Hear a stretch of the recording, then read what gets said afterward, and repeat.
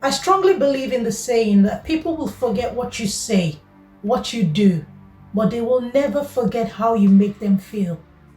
I remember as a house officer when I was coming towards the end of one of my rotations, I walked up to my senior house officer and asked him to please sign me off on some skills that I had acquired during that rotation, but he refused.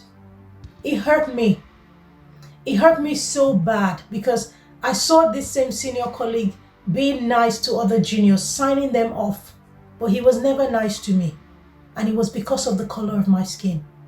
Soon after my GP training, I moved area and I started looking for jobs and going for interviews. And one particular interview stands out in my memory where my interviewer asked me what I was doing to integrate into the society. I think if this question was coming from a well-meaning place, then I would have valued it.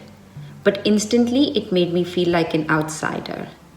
Instantly, it made me feel like it was my burden to carry because I was different and I had to do all I could to integrate into their society.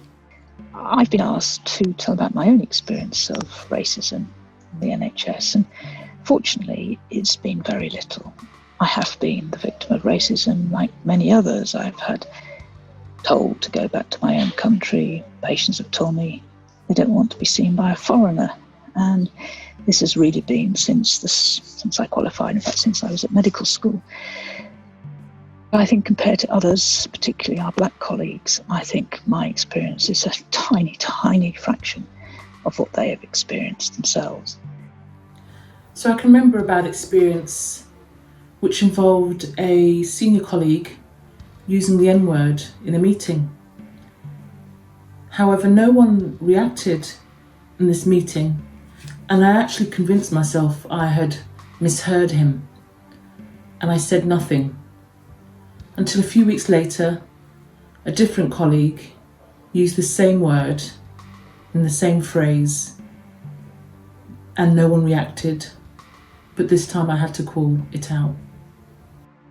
In the health service, of course, I've heard many, many stories from colleagues, sad stories about prejudice and stigma and negativity that's been expressed to them as individuals at different points in their career. Racism can be subtle, it can be microaggression, it can be blatant in your face. Examples of microaggressions include being repeatedly asked where you're really from, or when you first arrived in England.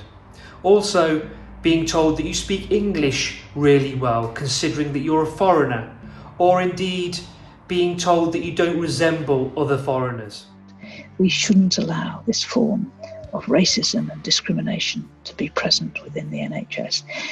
We also know that if you're black or Asian, you suffer discrimination, more complaints, more referrals to the regulator, less able to reach those top positions, board directors of boards or chief executives or consultants. So a long way to go, but there is hope. We have now reached a potential watershed moment for racial equality. 14% of our population at large is made up of people from BME backgrounds and 40% of our NHS workforce.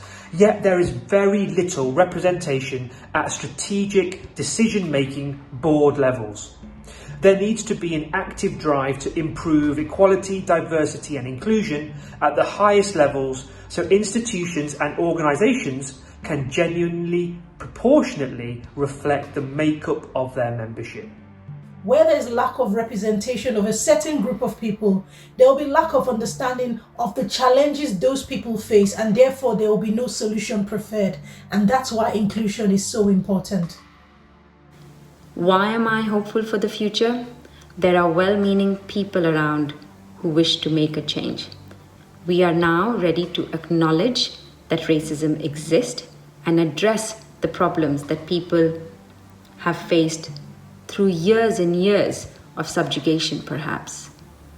But this is not going to be my burden to carry alone. And the truth is that if you're neutral or silent in the face of injustice, you've chosen the side of the oppressor. That was a saying by Desmond Tutu.